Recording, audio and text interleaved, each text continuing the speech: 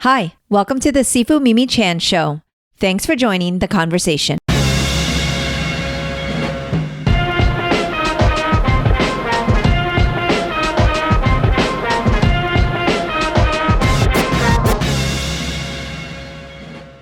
Brett Chan is a 20-year veteran of the film industry with a background in kinesiology, human kinetics, and 30 years of experience in martial arts. Brett has traveled the world as a stunt performer, stunt coordinator, and second unit director. I enjoyed talking to Brett about his vision for some of the shows he has worked on, like Warrior, Marco Polo, Snowpiercer, and Kung Fu. It was fun to reminisce about my stunt performer days and hear about how the industry has evolved over the past 20 years.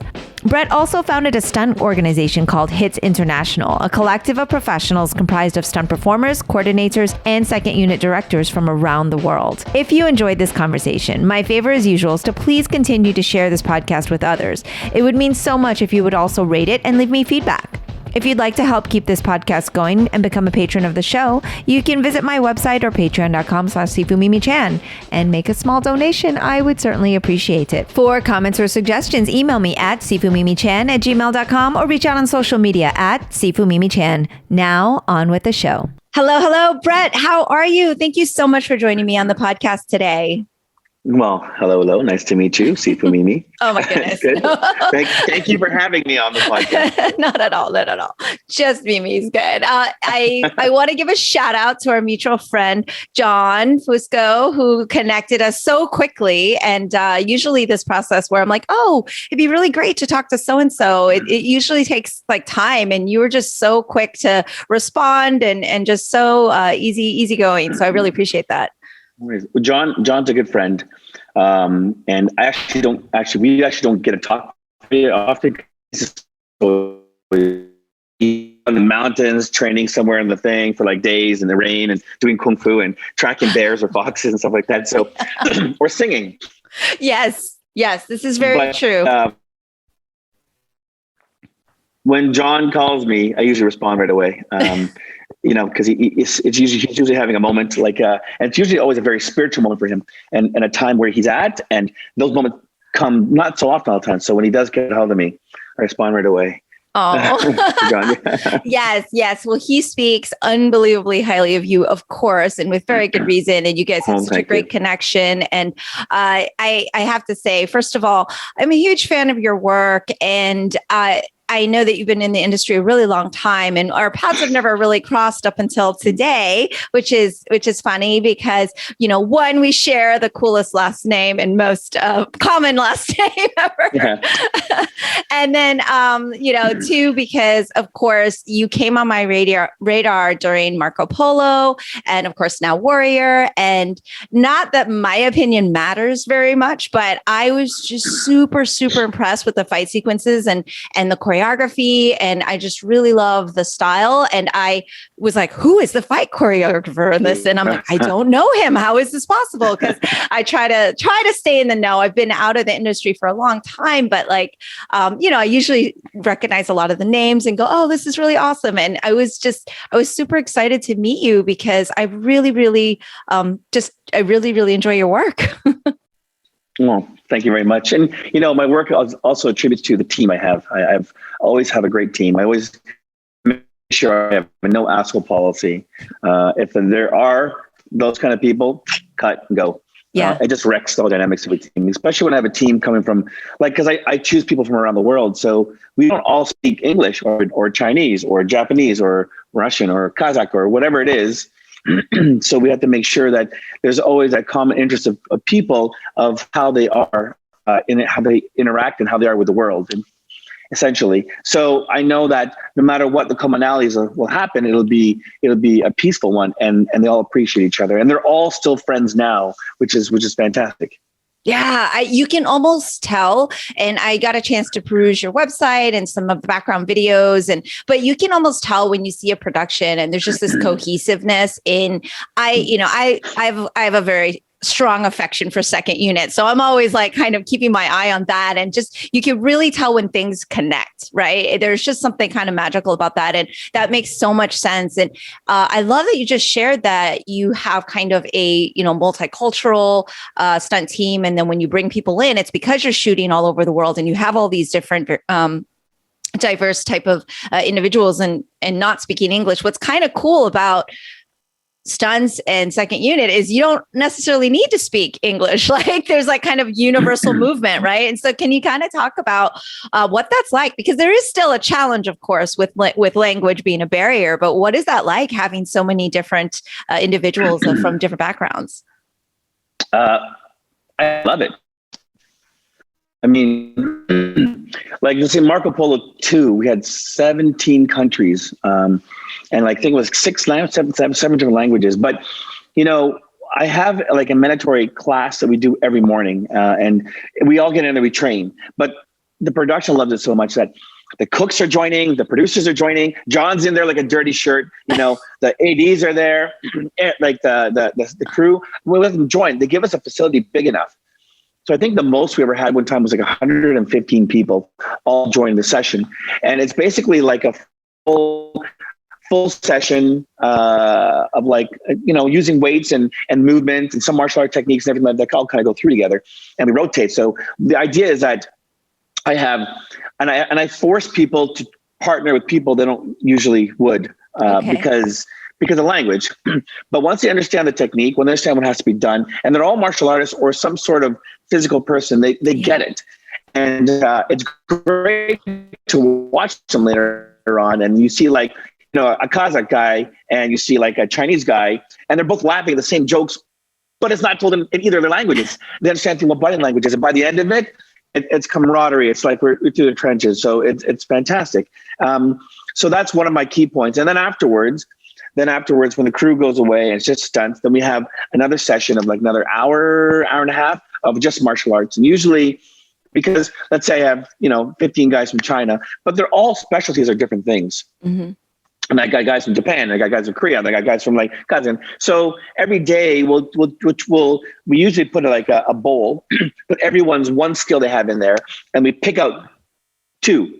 So it could be like b-boy dancing and boxing, or capoeira and sabat kicking, or whatever it is. And we'll combine that and we'll teach everybody those things every day. So whoever's as good at that skill, well, then they'll teach that class that day afterwards. So everyone's getting like a total, you know, involvement. Everyone's totally involved. Everyone has a chance to be in front of the people, and everyone has a chance to teach, and everyone has a chance to learn the skill. And then once we get those skills going, ones that people like, we start to rehashing them back, and then we're going. And then we get another day where we kind of just have stunt guys there, and we're teaching them different skills like either fire burns or high falls or whatever it is, just to get everybody adapt. And the idea is to get everyone on the team, because everyone's coming from different worlds, different backgrounds. Some people have never done certain things, like most of the guys from China have never done ratchets. So we put on ratchets to get them used to that, because they're used to just, you know, 10 guys pulling on a line. Yes.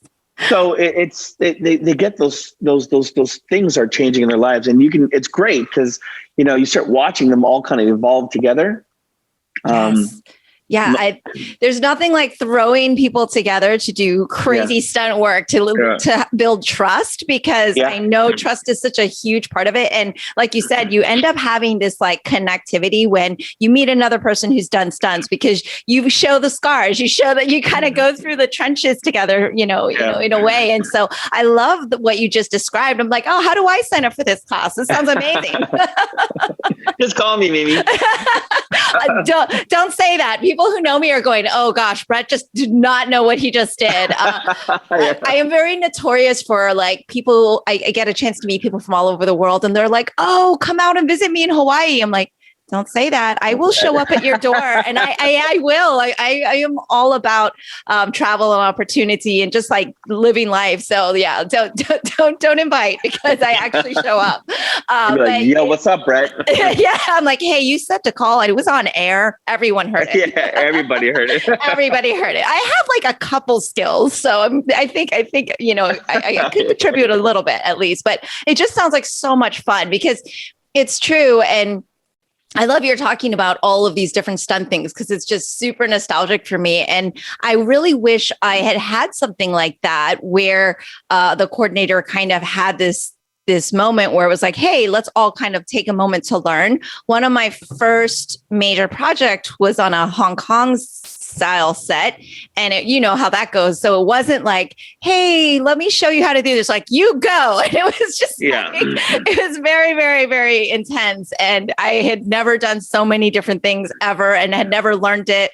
And that was interesting. So I think that your stunt performing team is very lucky that you are providing such an educational environment and a safe one as well. Because of course, when people talk about, stunts, you're imagining all the crazy stuff. And I always talk to people, I'm like, it's not always that. Like sometimes it's just sitting around and waiting to take one thing on normal sets. But the shows you work on are super, super charged, high action, lots and lots of things. But, safety's huge. And so I think even just what you described is like, you get to go to a production and you're getting a full stunt training as well, which is kind of a bonus. That's very atypical. I haven't, like I said, I've been a little bit removed for a while, but is that kind of just specific to you, or is that kind of like what the industry's like now? I think it's kind of specific to me because I started it a little while ago, but it's for many, many reasons. I need bonding between guys who are from, have never met and never would have met until the show. And now they have to kind of create the personalities, ego, blah, blah, blah sort of thing. I got to be able to quell that because you have a team of that big, there's going to be personalities. So you got to make that happen. Two, it's for safety wise.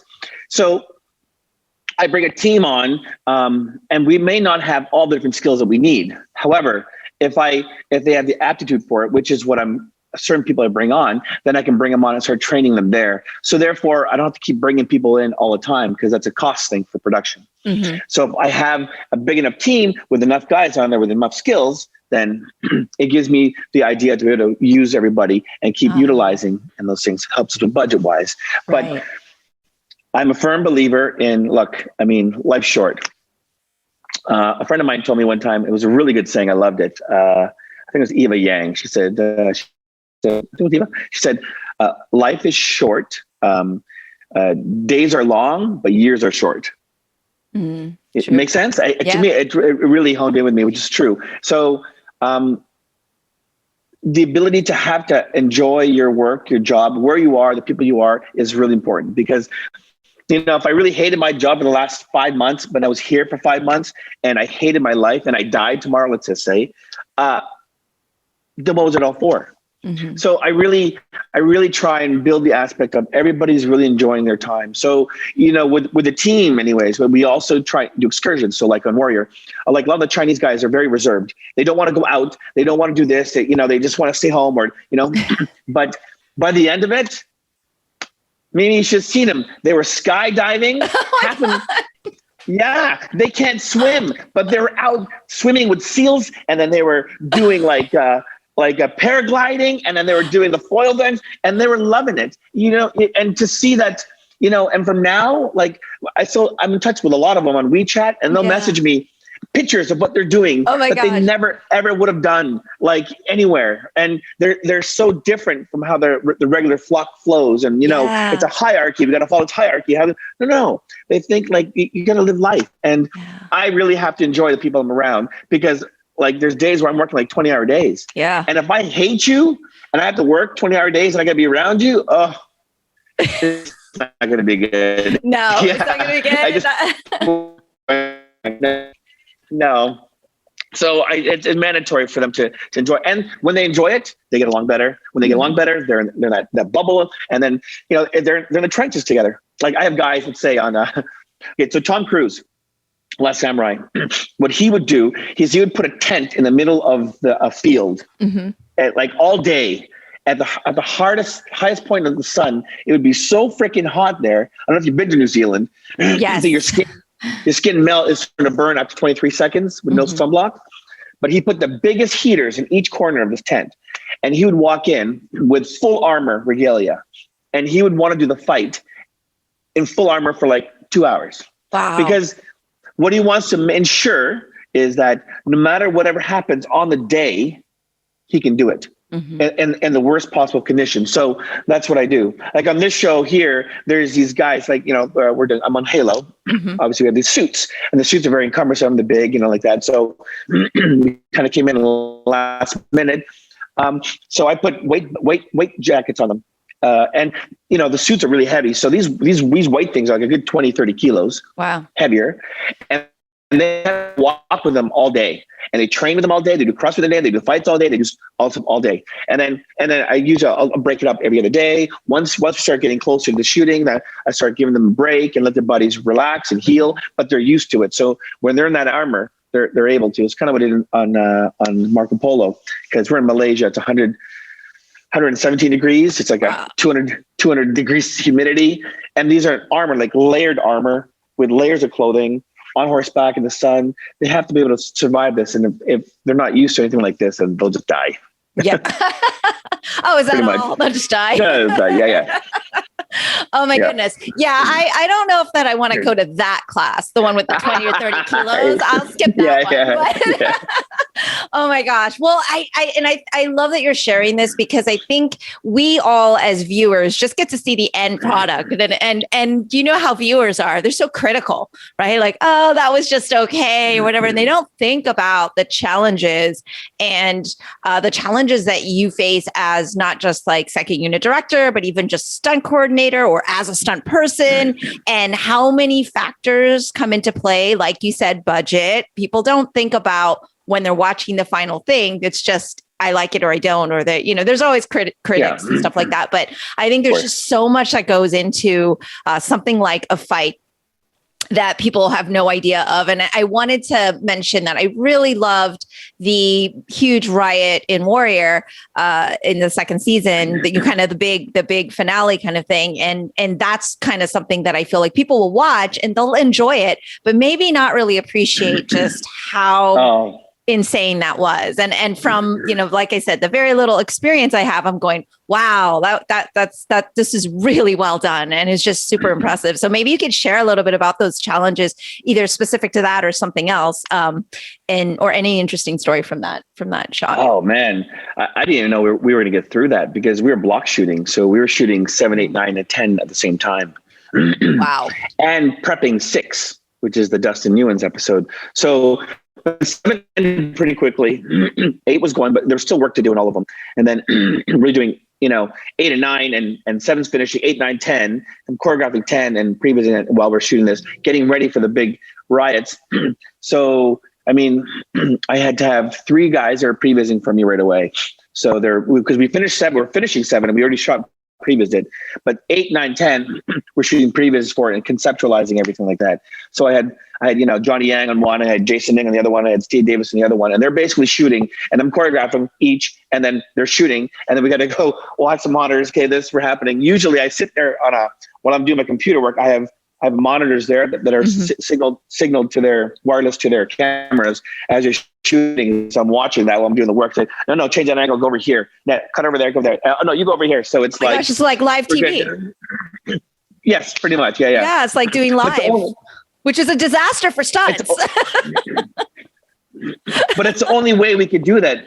The thing was that Jonathan Tropper, he said, which is I'm very thankful for that. He said, let Brett shoot everything. Everything goes okay through him and the director. So the script conceptualized. I talk to the actors where they feel like they want the characters to go, what they want to do, so I can choreograph it that in their characters. So it always looks different for everybody. And then done, they look at the previous and they say, no, change this. Okay, good. I'll go change it. We shoot it again. Okay, great. So on the day, I'm shooting exactly this. And it's not like where we get on the day, what's the best angle for this? Right. No, the angle pick, we already know it. We know it's good. I can create the action exactly like that. We don't have the time. We're shooting 4 episodes, prepping another one. And, episode 6 was like full on fights. All of us fight, right? So it was like, so Jonathan Trump said, no, let Brett take care of this. And which is great. I'm thankful for that. He gave me the opportunity. Nerve wracking, of course, because I'm representing for Bruce Lee's vision. No pressure. No. Yeah, because if I mess that up. No, I think your fans are thoroughly satisfied and just so appreciative of the fact that you you've been able to capture this essence of this icon without imitating, but more of like an homage. And I think that's a really difficult balance. And I don't think, as much as the fans love it, they understand what they're seeing, like how delicate that is, that line that you walk, and you do it so beautifully. And so, I mean, just kudos for that, because even just that, like, it's just obviously there's the vision there, there's the homage to Bruce Lee, but you're also not like, okay, this character is Bruce Lee and we're trying to be him in this, right? It's just so well done. So, but I was curious about that riot scene, because I was like, this looks like second unit, but it's obviously the main shot, like it, I was curious like how the technicality of that was. And it makes a lot of sense, because I was like, oh, I know, I'm dying to talk to you about that. So thank you for sharing. It sounded crazy. Genny Gordon, because so while she was shooting the emotional part of the guy getting hung, I was shooting when the cops are getting attacked. Yeah. And then while that happened, she leapfrogged over to the emotional parts within and inside the when Mei Ling saving Toy, and then I'm out there. I start the fight, the rumble. Wow. And I started shooting all that. And while I'm doing there, we'll shoot the pass with the first charge coming in. All that's happening, and then when that fight's continuing on, she'll go off and she'll start the moments with Joe and Andrew when they get to back. And then I come back in and join there. And then she'll start the next bit with Lee. Then I'll go to the next fight, which is inside the Young Jun in the laundromat. And I'll come back out and I'll join over there. And then we do the nunchuck fight. And then we come together on the nunchuck fight at the end. But while she's peppering all the other stuff, then I'm doing all the periphery stuff afterwards. And it's literally bang, bang, bang. Like it was like both. And, we're shooting 2-3 different episodes at this point now. 7's done, but 8, 9 is still going, and then we're doing 10, and so that's then the 10's the big arc, right? And there's 2 different directors too shooting at the same time, so we're bouncing back and forth. And then I got to jump on with Dustin because he's prepping 6, and 6 is a huge thing, so I have to let one of my guys go. But my team, solid. I mean, my right hand is Johnny Yang, and my left hand is Jason Ning, and then I had like a whole bunch of my guys there from Hits International, and the South African guys were fantastic. The South African crew was great, but really the homage and the stuff that walking that fine line you're talking about, that's a lot to do with Andrew Koji, because we talk long and hard about it. He doesn't want to be the guy that's trying to imitate Bruce Lee, because you just can't. You can't be Bruce Lee. There's a lot of failures in cinematic history of that. And he didn't want to be Bruce Lee. He wanted to bring life to his vision. Yeah.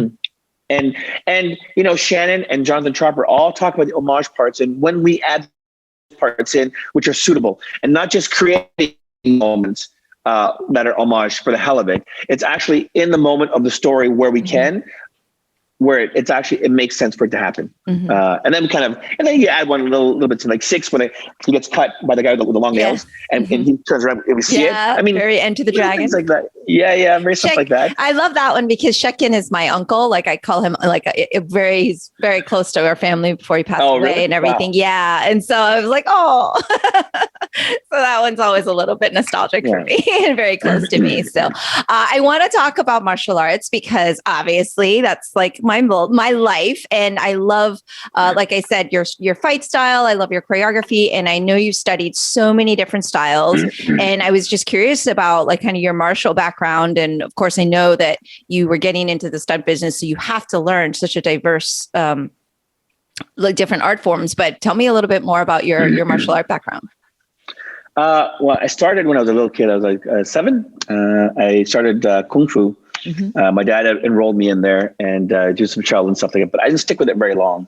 And then I went to karate right away. And I guess karate was a really big thing growing up at that point. It really stormed in, the Olympics and all sorts of things. And so Shotokan, and then I got my black in that. And I started going up, and I still kept that up. And I did Shitoryu and Goju, and then I did Taekwondo, which I got my black one Taekwondo. And then afterwards, I still kept going with my Shotokan, which I got to a pretty high level. And then afterwards, during that time, you start doing things like arnis and Muay Thai, boxing, Krabi Kabong. You start learning all these different things. I went away from martial arts for a little bit because for me at that point, it was my dad just forcing me to go. And as a rebellious teenager, like, Dad, come on, man. I want to go out and meet some friends, go look at some girls. Come on. I had to quit sports. I was in the volleyball team, basketball team, and track. and I had to quit all the sports because he made me just do martial arts 7 days a week. I see. And traveling everywhere doing it. I would go to Los Angeles, I had to go to San Francisco. Wow. He just kept doing all these things. So, and at that point, you kind of a little resentful, but I came back to it on my own. And that's what I got into alternative martial arts, all these different Muay Thai and all that stuff, and which I thought was kind of cool. Then I went into Krav Maga, which is kind of a hybrid. Mm-hmm. My job at the time, putting myself through school, was working as a doorman at nightclubs. Okay. So yeah, that was helpful. Krav Maga was, very helpful. Yeah.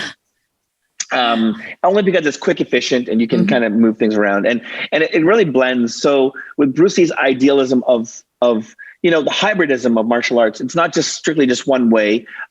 You can learn different aspects of different things, and you can kind of make it your own kind of thing, unless it's supposed to be specifically a certain look. Right. And that's what I tried to do on the show. Mm-hmm. So those are my martial arts. And then I started doing, I dabbled into Silat, and I dabbled into these things, Savat, mm-hmm. I dabbled into these things. So, but once as a martial artist, and you know this, once you reach a certain level of martial arts, you tend to be able to pick up things a little quicker because you understand not just technique, but concepts and theory and idealism. Mm-hmm. Foundations, yes. I have this guy, Adam Chan. He teaches combative Wing Chun out of Vancouver, Canada. This guy's amazing. He's a little guy. He's about 5'4", and he's a hermit type. He takes one technique. He'll train that one technique 12 hours a day for like a month. Oh, wow. And then, but not only that, though, I learned the most from him when I'm sitting there talking to him. He's teaching class, but he talks about the history, the theory, the reasons, everything like that. I learned more. Why does that? Because in my technique adapts that because I understand how to utilize that. Mm-hmm. So, that's why I like that. I find that more interesting at that point. Yeah, of course. I can't be like John Fusco and I go up to the top of like some mountain over the ocean in Hawaii and sit there for 5 days and just train in the rain. And he'll send pictures. With his mantis and this, and I'm training on this mountain in Hawaii, Brad, check it out. Check out the view. Look at that.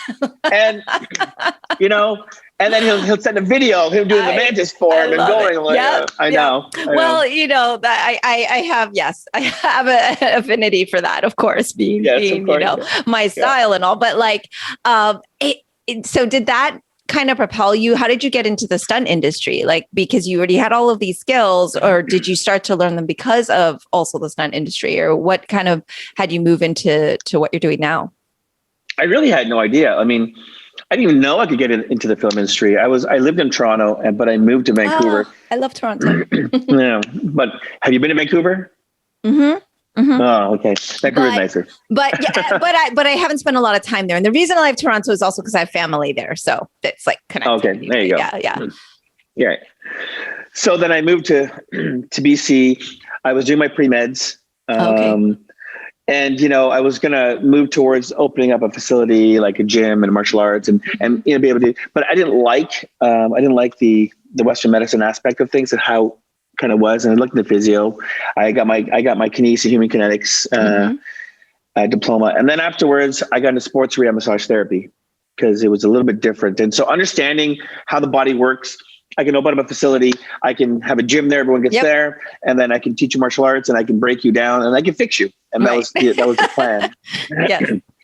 But then I met a girl, and she had a talent agency, and so we dated a little bit. And then she said, "Hey, do you want to be in my agency?" And I was like, "Yeah, why not?" And then she I never even thought about it because I used to just watch that Vanishing Sun. Yeah, of course. Russell Wong. Oh man, I loved it. Right.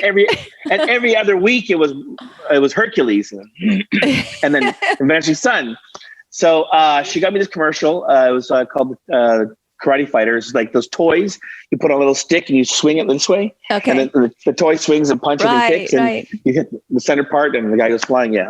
So I got that, and I loved it. And then while I was working at the clubs, I met the guys that were all of the TV series Ninja Turtles. Okay. And they said, "Hey, you should try out." I said, "Yeah." I auditioned, and I got one of the parts as one of the bad guys, which carried me over. So then, and that's how it started. And I just kind of. Yeah, and that's how I finished school. So I was a sports rehab massage therapist, but then I don't really pursue that. And I basically learned stunts, and I got into coordinating and second directing, and and now directing soon coming up. We got a couple scripts we got money for already, and be directing soon. That's super exciting. I was going to ask about that because I know a lot of people in the industry, and they just, I'm not a director. I stick with the stunts, or I want to kind of go on to do the coordinating, because let's face it. I mean, I know there's a lot of older stunt performers, and there's no disrespect there, but it is like our bodies after a while don't want to continue to take that abuse. I mean, mine didn't anyway. And it was curious, because I know you're doing the second unit, like if that's kind of like one of your goals is to kind of just go on to mainstream directing and not even just the action, or do you just kind of have that love for second unit? Both. Like, I love second unit because I love being able to create that. So, but as a director, say you look at Dave Leitch or like Chad Stahelski, like they're able to do both. They kind of sit there, they can do both, and that's the aspect that I was kind of hoping to. Although I am very drawn to story, and like when I develop the styles for each character, like some warrior. You sit and talk to the characters, Joe and Dean, or Andrew, Diane. You just any kind of action that's in there. You talk to them. Where do they feel they want to go? How do you think? Then I can develop the style to that, because then their body naturally wants to gravitate to that. And so when you're watching it, it's not like everybody moves exactly the same. When you're watching, it drives me crazy when you watch these guys are here, and it's a cool fight. It's a very cool fight. They got some cool stuff, cool cameras, cool wires. Yeah. But they both are using the exact same moves, and they both using the exact same things. They're just doing cool tricks. It's like, it fight's a fight. But when you have a fight character driven and moment driven and arc driven, that fight becomes so much more alive. And so that's kind of like I do with them. And then I give their style. So then when you can watch them fighting, you'll know that's completely different. They're different styles. You can tell Andrew's in a rage moment, or he's in a playful moment, but his style's technique, what he uses, and how he utilizes it is very different. And that's where I think a lot of the different martial arts aspects come to play. I'm not just using cool tricks. I'm not just using cool wires. It's actually is driven through their character, which I hope. Yeah. That definitely comes across. And I think that is one of the reasons specifically I was so blown away by your choreo and your conceptualization, because I'm always talking through movies. It's like probably the most annoying thing to sit with me. And I'm like telling my husband, I'm like, oh my gosh, no, this is like amazing, because you could see that you're playing to the strengths of someone's body type and not trying to make it fit a certain thing just because that's what the coordinator or the fight choreographer said. Okay, here's what the fight is. It seems very specific. And I was going to ask about the whole specialty thing, because of course everyone has their thing, and it's not just a weapon. Like obviously some of them have knives and some of them have, the wire, but it's not just the weapon that makes the styling different. It's like how they're moving and whether they're using more upper body, or they're like more low to the ground, or they're more aerial. So it definitely comes across. And I love that you articulated that, because I was going to actually ask about it. And it really does make for a lot more of an interesting action sequence. And that also, I noticed right away, even from Marco Polo, which was even more specific, because you really had the style, like different styles against one another. And that was a little bit more obvious because it's traditional, and you're like, oh, this is this animal or that, that kind of give me that Shaw Brothers like feeling. Yeah, which is very hard because Marco Polo was based the martial arts from, like, let's say 100 Eyes, and that's based off of 1300, not present day. So developing that and trying to make it look more authentic was actually a little harder. See, I don't know all those Kung Fu styles. I know the movement. I know some. So I'll develop the choreography according to it. And then the guys who I'm dealing with that for those specific styles, we'll talk about, okay, we were doing this. Okay, let's give me another move that can kind of look like this kind of happening. Okay, that's too modern. What's happening? Let's just give me this, how it's going to look. Okay, great. Now let's involve that in the body movement, how it's going to look. Then you talk to the actor. How does this work for you? Can you move this way? So I'm not going to make him move this way if he just can't do it. So you adjust for his body strength, right? If he's, how he's going to move. And then that changes the choreo individually per person. Yeah. And not just a general choreography. Right. And I will tell listeners who are listening to this that not every stunt coordinator, choreographer, director is this generous and involved with the process. So I think that what you're saying is a very hands-on, but also it shows how much you really care about the outcome. Because I've been on sets where it's like, all right, well, you guys just kind of play around with something. Let me know what you come up with, or, and maybe because there was that they want us to be a little more independent. But I think that it really shows in the end product, like the amount of attention to detail that you're putting into each thing. And the fact that you spent so much time talking with the actors about the characters, that I think is really huge, and it really does come across. So I'm just pretty much just telling you how awesome you are. Well, no, thank you. I have a great team. Like I said, like they're like where I'm lacking, like my team totally helps me make up for it. And every team I bring on board is kind of like that. So, I try to make them to be like that. And it's mandatory that they have to be able to get along with the crew and say, because we're all here together. We're not here, but try and be here. Mm-hmm. And as long as they understand that, like I've had a few guys who come on board and they kind of treat the makeup like you don't need the makeup, and or no, cut this wardrobe up. I'm like, no, don't do that, because it makes for a bad environment within the set. Of course. And if they're true martial artists, they should be pretty humble. Yeah. So that's very true. Beat them with a stick. Why do you say that? Because, sometimes you get the wax.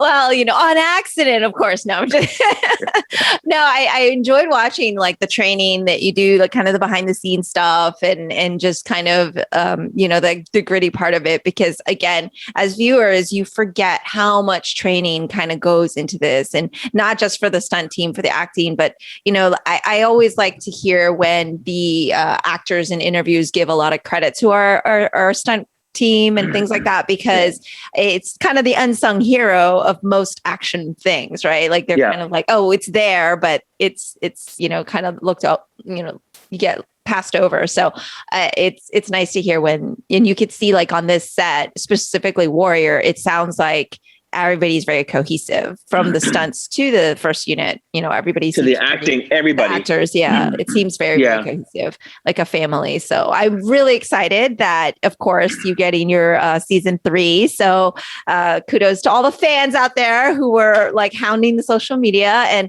I think there's not just because it's a great show, but I think there's a relevance to the time of the fact that right now there's all of this anti-Asian hate, and there is so much going on. I am an activist, so I do a lot of work in the community for speaking out against these things. I've done a lot of seminars and things like that to just try to bring awareness and bystander intervention training. But really, I think it's just such a timely show to have, where we are screaming for positive representation and screaming for our stories to be shared. And while it is historical fiction, they are based around a lot of historical facts, like the riot.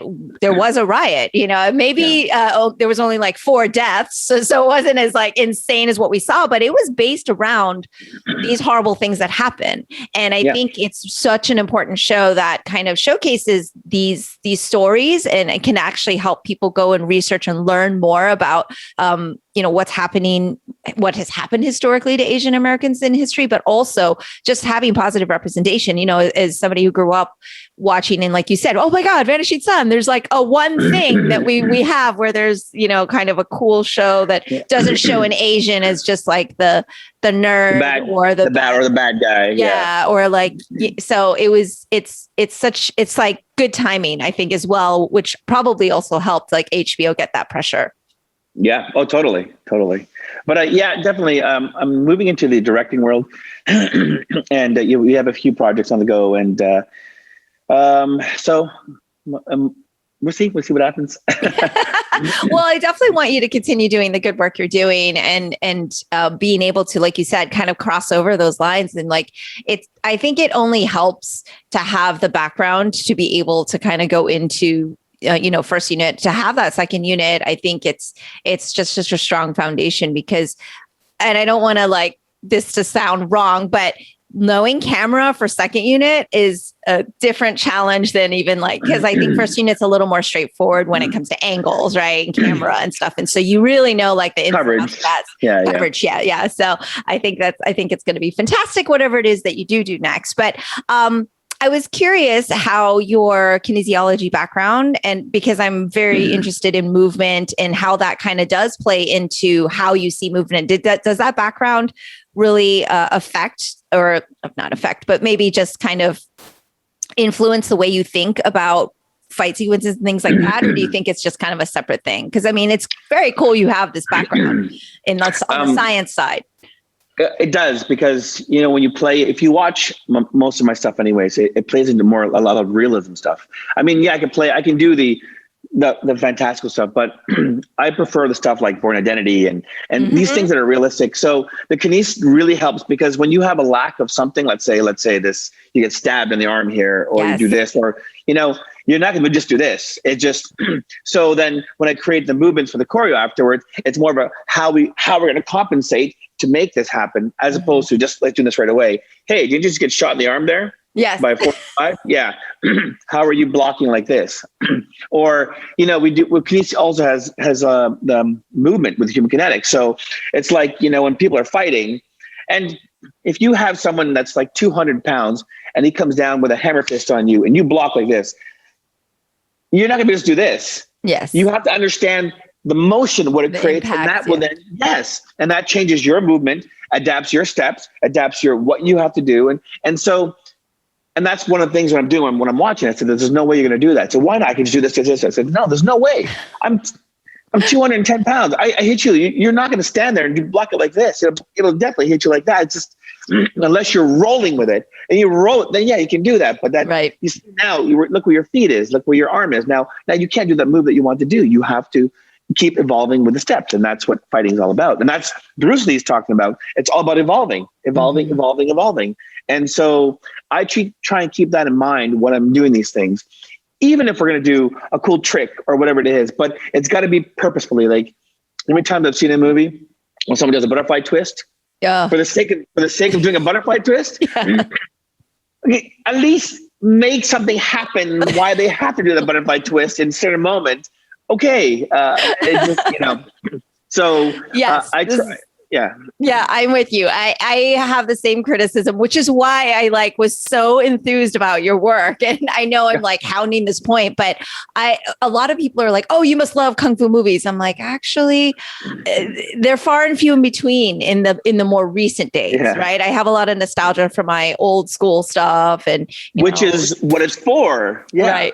Yeah, and so lately, it's just you kind of there's just kind of I'm pretty critical, I guess you could say. Or I'm just, like you said, it's exhaustive to just see a butterfly twist for no reason, just because, or to see all of these things and to overuse wire work. Like, that is a really huge pet peeve of mine, is the overuse of wire work. And I was like, yes, it was cool when everyone realized in the Matrix that this was being used for, 20 years in Hong Kong cinema and everything. But the overuse of things, I think is something that, it's something maybe people don't even realize that they're not, why it doesn't connect or why they don't enjoy it. But yeah, I'm 100% with you on that. I was going to ask you, because you've been in the industry so long, have you seen any changes? I know I talk to a lot of cool stunt performers, and I always ask them, do you think CG is not that you'll be replaced, but do you think that's changed the way stunts are now? Do you see, since you've been in the industry since the early 2000s, or maybe even earlier than that, have you seen kind of any changes? But it sounds like we're still using ratchets. You're still using, a lot of the same things like fire burns, instead of opting for things that kind of go into a digital platform. But have you seen changes in the industry, or do you see it evolving even more? Or do you think it's kind of still at the core what it is and was? I started in 95. 95.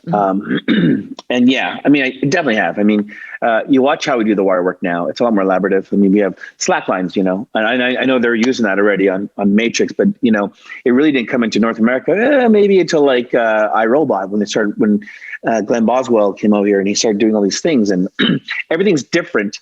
The rig setups are different. And the CG definitely makes a big impact. I mean, right now I'm working on Halo. So you can see it's definitely a lot of CG, and those aspects, we're saying, okay, well, we don't need that because of CG take over here, CG take over here. All we need is a middle motion. So I can just get them up, do the middle motion, and CG take the end too. And it's only a matter of time when CG can probably do all of it. Right. What you're going to miss from CG is the human aspect. They can create humans really well, but you can always tell they're not humans. Yeah. Yeah.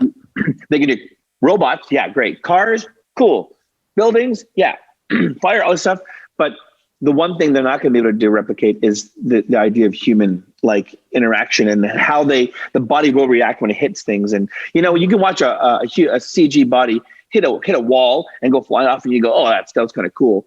But if you knew it was a real person doing that, you'd be like, oh, that's going to hurt. You feel it. You feel it. And that's a connection we have with it. And although I think it will take a toll on our stunt performers' careers, I think that it will probably be really highly specialized at that point, but I don't think it'll eliminate it completely because you'll still always need that human component. And no matter what they do, I mean, that's why 300 was so awesome because they combined.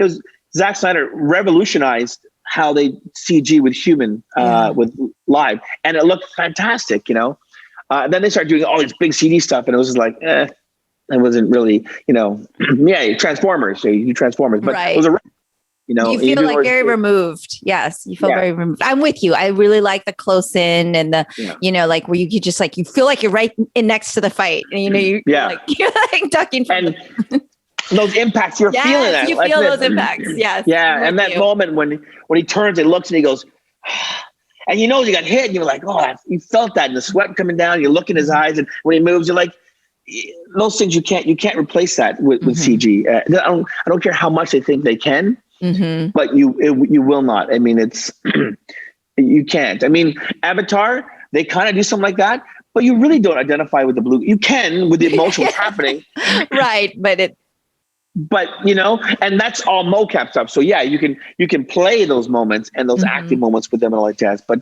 it's different when Sam Worthington's doing it because you feel it. 100%. So 100%. Yeah, and that's my personal view. And we'll take it. That's what I'm here to find out is your personal view. Yeah. But as a stunt performer, because of course now you're directing and you're doing more of the choreography and that I think people don't realize also ends up being just a lot of planning and post-planning work. And I don't want to say office work, that's the wrong word, but you're on the computer more. But I know you're still very hands-on. But as a stunt performer, I always like to ask like about crazy things that maybe went wrong or injuries or things that you've like kind of just escaped. Listeners like to hear about that stuff too. If you're willing to share anything that you can of mine. Yeah. There was a movie called X-Men 2 where I was, it's when Pyro comes out on the deck and he goes, you know, there's those mutants that are the worst kind. I'm one of them. He lights things because he blasts the police officer there. I was one of them. I was a guy. Anyways, I'm there on the other side of the car. So the car's here. The guy's up here. He's shooting down this way. And there's a guy here and I'm over here. What happened was there's all these things that kept going wrong on that day with the way they're rigging and stuff like that. And there was two opposing teams and they weren't getting along. So it just wasn't very cohesive. And then you had Bryan Singer. I mean, that alone was, you know, enough to kind of turn the tables. But there was an explosion right down below me. And one guy kept pulling me closer. And one guy kept pulling me forward. And they kept doing that because they weren't agreeing with each other. But there's two teams on there. So it was hard. And because it's wire, I mean, it's fire. They can't put tech. They use wire, and they wrap it around me. Two wraps. Okay. Which sends me flying about 20, 25 feet. But the pull line that was pulling me initially was only like 40 feet from where the ratchet was, and then they changed it to 65 feet. Oh. So the rigger on the day when they finally got going, you know, you press the button, but there's stretch. So even it's like 1/10 of a second, 2/10 of a second, I'm in the fire. I end up being in the fire like 1 second too long. And I'm sitting here like this, but you can't move because if I create slack on a ratchet and the wraps around me become slack, when it does cinch, it'll just pretty much break all my ribs. Yeah. So you had to sit in the fire. But while I was in the fire, even for like 1 second, I can literally feel all my skin charring. And I'm like, so here, like every time I tan it, it just gets really darker and here because I was in that fire for long. It's at 2nd and 3rd degree burns. And that was that day. That was a brutal day. Burns are the worst. Yeah. Yeah. So, that happened that day. Oh my gosh, that is horrible. I've never done anything with fire, and I don't think I know I never will, but I can't even imagine, because every time I see a fire thing, I'm like, like I feel kind of concerned, but that's horrible. Yeah. Yeah. Once you have one person kind of controlling it all, you get manageable. But it's just a chaotic set that day. Yeah.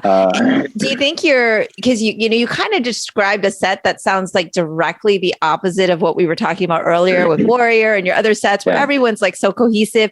Do you think that those experiences you had really affects the way you run sets now because of what, like, your experiences that you've had? Of course. And also, back in the day, a lot of coordinators would be like, if you're a new stunt performer and you ask, hey, I don't know about this, they get mad at you, like, just do it. Mm-hmm. But now there's a learning curve here, and the performer has every right to ask, because it's also their safety. So any performer asks me, hey, I have no problem saying, hey, no, this is going to happen here. This happens here. Your action's here. You have to do this in order for this to happen. Okay. But, you obviously hire the right performer that can do that. That's why. And but you have to explain to them so they're comfortable too. Because if they're nervous in their moment, then they won't perform to their best either. Mm-hmm. And chances are then they'll get hurt. Yeah. So at least they understand. Danger for sure. Yeah. I love that you just kind of described that, because I've had those experiences, the culture of, I'm afraid to say no, I don't feel comfortable with this. And I told you earlier, I was on a set and it was just, from a guy from Hong Kong, and he was just yelling, and it was all in Cantonese. And while I understand I'm not like super astute and fluent and perfect. And so I was just getting yelled at all the time, and it was just a horrible experience. But totally. I learned a lot. I won't lie. It is one way to learn, but I wouldn't say it's the best way to learn. Yes, because you could have got hurt. Oh yeah, I did get hurt. You see? Exactly. I did get hurt because he partnered me with someone that didn't really know what she was doing. And I was like, I knew my part, quote unquote, but I was like, she's never done this type of choreo. And of course I got like smacked right in the head, and I had 2 black eyes for I was in college at the time. So of course I looked like abused girlfriend of someone or whatever. Like, I was like, oh my God, this is so embarrassing. I mean, and luckily that was all. Right. Luckily, that was all. That's actually very minor, especially compared to what you just shared. But it sets you up for disaster. And then it's not good for the shoot. It's not good for the performers. And but it's also a different culture, right? The Hong Kong. I hate to keep picking on that. It's the only experience I've had, right? But the culture of like, well, there's 10 more stunt guys outside. So if you're kind of more dispensable, I guess. Like it's totally. It's like a different culture of set and how we do things. So speaking of that, like, you seem to have worked so internationally. One, I want to talk to you a little bit about travel, because you've got to see the world through the work that you've done.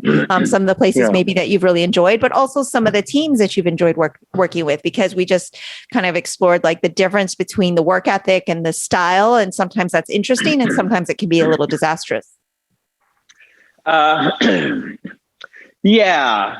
a lot of generally most places you go to, they're accepting, and of course it's usually the coordinators there that are a little more like, hey, like, I'm the coordinator, but they brought me in. I'm not here to take your job, but they've hired me, so you have to understand that. And so sometimes you get a lot of resistance. Okay.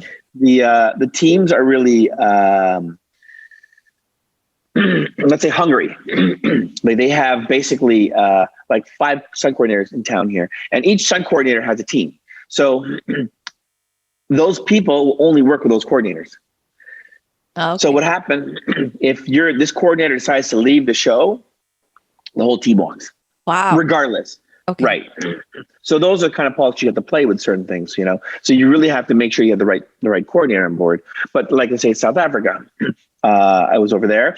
And Piranha Stunts was on with me in the beginning, but they got another job, so he left one of the guys with us, and all the locals embraced us because they were learning new things. They were they're doing different things, and they're loving it.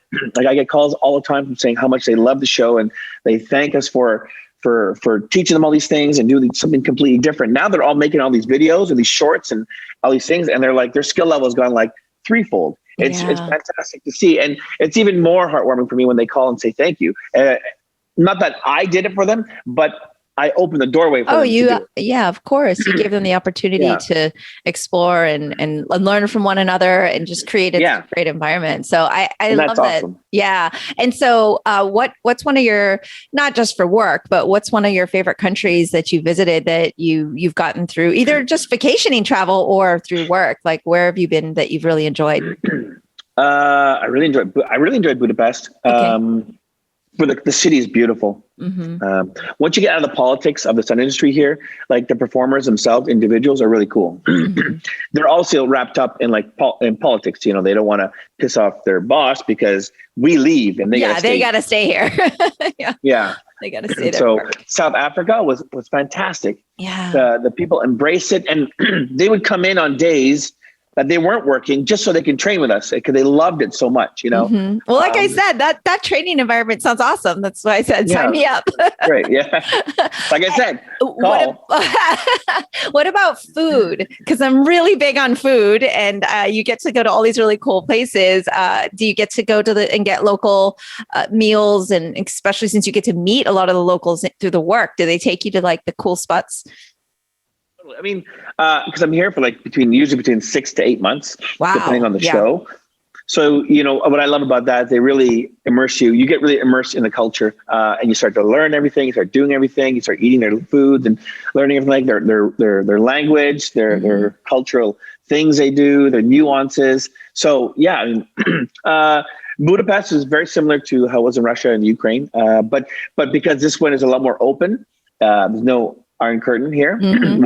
It's gone 20 years now. It's still, so they have a lot more foods and varieties that are coming into here and more exposure. Budapest is in the middle of Eastern Europe. So anytime everyone had to travel through to war someone else, they had to travel through Hungary.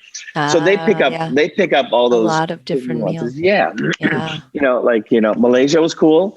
Depends if you really like the curries and the rotis, but Singapore is right next door. So you just, it's right there. China was a little more interesting. I mean, growing up in a Chinese family, so, you know, and then when you go from... Do you speak Chinese? No. No? Okay. No.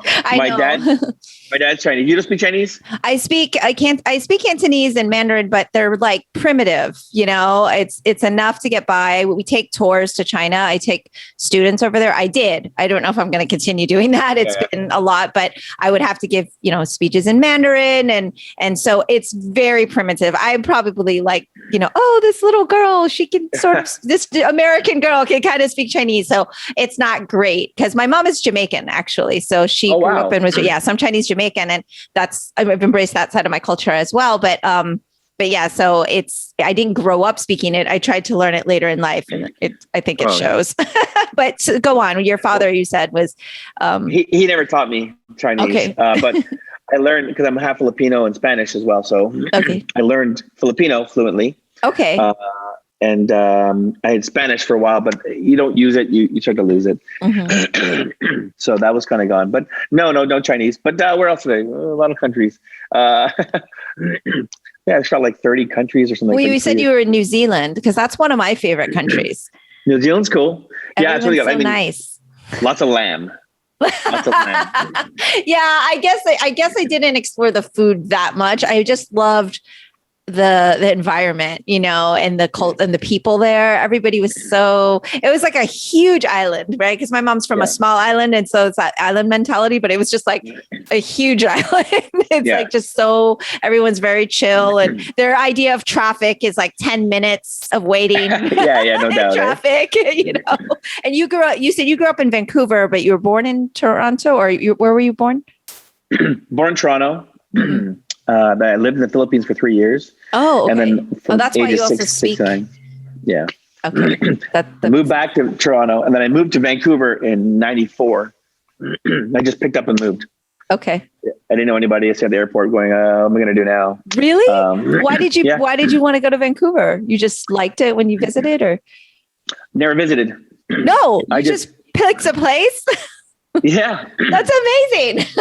Wow. It was kind of like, at first you think it's kind of stupid, but I kind of made it my own, because I just wasn't really doing much back home, and I hated the allergies that are in Ontario. Okay. And I hated the negative 57 winters, and I hated the humidity and the heat in the summertime. So it's not as cold in Vancouver? Oh, no. I don't know. Yeah. Yeah. It might get to negative 10 sometimes, but otherwise it's generally between, in the winter times, between 0 to -1, -2 till about, 5 or 6 in the winter times. It fluctuates. That's Celsius. Yeah. Just yes. clarifying for our listeners, Celsius. Yeah. But the summer times and is generally between 25 to 30. So it's hot and it's not humid because we have the ocean breeze that comes in, or they come down from the mountains. I mean, you can drive to Whistler Mountain 2 hours from the city. You take the gondola up top of the mountain, and you can take your beer and put it in the snow and suntan in the snow, and then you can drive 2 hours later and suntan on the beach in the city. Right. All right. Well, so now you're selling me on how cool it is. You see, I told you. And the food there is fantastic. Oh, yes. Yes. I just haven't spent much time. I visited once, and it was a long time ago. So I definitely think I need to go and explore now. I mean, that whole thing you just explained sound great. It's really nice there. Yeah. Oh my gosh. Well, I know you have a lot of work to do, and I don't want to take up too much more of your time, but it is just so just awesome to talk to you about your work and just kind of get a lot of behind the scenes on the sets and everything. So thank you so much for sharing, and hopefully you'll come back and talk to me again, especially since you're doing more projects, and I'll be able to kind of get an update on, what's next and what you're up to. And then, vicariously live through your travels. And real quick, how was the pandemic for you? How did you fare? Was everything okay? And of course it affected work, I'm sure. I was doing Snowpiercer and Kung Fu at the time when it shut down. But then it was down for a little while. It actually was because I'm usually go. I think the pandemic, not that it's good, but because of everything that's being in place, I think what it did, it made me slow down. It made me literally slow down and appreciate what was kind of around me. And I think that was pretty good. But then, after, I can't sit still for a week and I'll get bored. I just I got to go do something. So, luckily enough, Vancouver picked up really quick, and we have such extensive testings over there and everything like that. So Kung Fu went up right away, and we were just doing that right away. Yeah, so, we didn't even get to talk about Snowpiercer and Kung Fu. And so, we definitely have to pick up this conversation. But everybody has asked me, and I am so embarrassed. I'm like, I haven't seen it yet because I just don't get to watch enough TV. But everybody asks me, of course, because I'm like the Kung Fu girl, right? And so everybody's dying to. But what was that like? Because it's kind of a cool, oh my gosh, we're picking up from the 80s and improving upon it. Well, trying to. I mean, I said, listen. They said, Brett, the producer, what can you do to make them look like they're on Warrior kind of thing? I said, okay, I need someone with a little bit of martial arts experience, a good work ethic. Give me at least, if you can't give me 8 weeks, give me at least 4 weeks to train with them so I can get them going. They said, okay, great. And it's okay, you're hired. Okay, great. Next week, we cast this girl, Olivia Liang, who is fantastic, by the way. She has had 0 martial arts experience, and you have 5 days. What? But she came up and she said, Brett, I don't care. I want to work. I want to train every single day, 24 hours a day until this was good. And because she has a dance background. Oh, dance helps. Dance helps. Yeah. Movement. And movement, but also because dance and Kung Fu is very, very fluid. So she can ask, we just have to give it a snap of things that you need. But she, and Vanessa Kai, same thing. They just wanted to train. That's all. I couldn't get them out sometimes. And Eddie, even Shannon has no action, but she wanted to be training every day with us. Well, clearly you make training a lot of fun. So they enjoy it. But, I only did the pilot and then the next 4 episodes. After that, I choreographed it, but then I had nothing part with the shooting. The team I left behind, they continued on everything like that. So if you see a shift, you will probably be able to notice. Yeah, I'm sure I'll notice it. Yeah, you'll probably see a shift in choreo style or reasons why or certain things. Yeah. But it's not that bad. The series actually is really well. It's doing really good. The actors are phenomenal. The fight scenes are really good, and the producers are over the moon with it. Okay, so, good. Yeah, and Snowpiercer. Yeah, well, 2. Then I didn't continue on 3 because I came out here to Halo. Okay. But Snowpiercer was up for anyways in the nomination process for Emmys. Warrior had just passed its second round, so the voting just went through. So hopefully, I have a Warrior season 2 has a chance at winning the Emmys this year. Yeah, which would be really kind of cool. Yeah, it would be very cool. I mean, well, congratulations on all the success, and I know it's a lot of hard work, and it definitely doesn't come easy. But clearly, you have just an amazing work ethic and an ability to just work so well with so many people. So I'm sure that will continue on for many years to come. I'm so excited to see the projects that you're going to be, helming from start to finish in terms of directing as well. So I can't wait, and hopefully you'll come back and talk to me. Just give me a call anytime. You know my email. You have my number. Just call. Hey, Brett, I'm coming to South Africa. I'm like, all right, maybe come on out. Listeners, you know that I'll be in South Africa whenever the filming starts. So that's where you can find me. I will podcast live from South Africa. Sounds good. Thank you so much. You're welcome. Thank you. That's all for today's episode. Thanks for listening to The Sifu Mimi Chan Show. Please subscribe and rate my podcast on your platform of choice and leave a review. You can become a patron of the show at patreon.com/SifuMimiChan to help keep this podcast going. Follow me and interact on social media at Sifu Mimi Chan on Instagram, Twitter, or Facebook.